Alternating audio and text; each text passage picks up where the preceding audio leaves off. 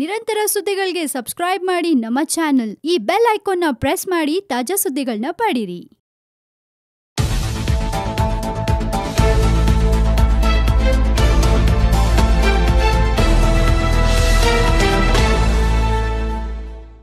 Hi friends, ನೀವು ನೋಡ್ತಾ ಇದ್ದೀರಾ one India Kannada YouTube channel. ನಾನು ನಿಮ್ಮ ಶರತ್ ಕಪ್ಪನಹಳ್ಳಿ. ಮಾಜಿ ರಾಷ್ಟ್ರಪತಿ, ಭಾರತ ರತ್ನ ಪ್ರಶಸ್ತಿ ಪುರಸ್ಕೃತರಾದ missile man doctor APJ Abdul Kalam ಅವರ ಸ್ಮಾರಕವನ್ನ ಪ್ರಧಾನಮಂತ್ರಿ ನರೇಂದ್ರ ಮೋದಿ ಅವರು ಲೋಕಾರ್ಪಣೆ ಮಾಡಿದರು. ರಾಮೇಶ್ವರಂನ ಪೈಕರುಂಬಾನಲ್ಲಿ ರಕ್ಷಣಾ ಸಂಶೋಧನೆ ಮತ್ತು ಅಭಿವೃದ್ಧಿ ಸಂಸ್ಥೆ DRDO ನಿರ್ಮಿಸಿರುವ ಅಬ್ದುಲ್ ಕಲಾಂ ಅವರ ಸ್ಮಾರಕವನ್ನ ಪ್ರಧಾನಮಂತ್ರಿ ನರೇಂದ್ರ ಮೋದಿ ಅವರು ಉದ್ಘಾಟಿಸಿದರು. ಇಂದು ಕಲಾಂ ಅವರ 2ನೇ ಪುಣ್ಯತಿಥಿಯ ಸಂದರ್ಭದಲ್ಲಿ ಸ್ಮಾರಕವನ್ನ ದೇಶಕ್ಕೆ ಸಮರ್ಪಣೆ ಮಾಡಲಾಯಿತು. ಕೇಂದ್ರ ಸರ್ಕಾರ ಸ್ಮಾರಕ ನಿರ್ಮಾಣಕ್ಕಾಗಿ ಒಟ್ಟು 50 ಕೋಟಿ ರೂಪಾಯಿ ಮಂಜೂರು ಮಾಡಿತ್ತು.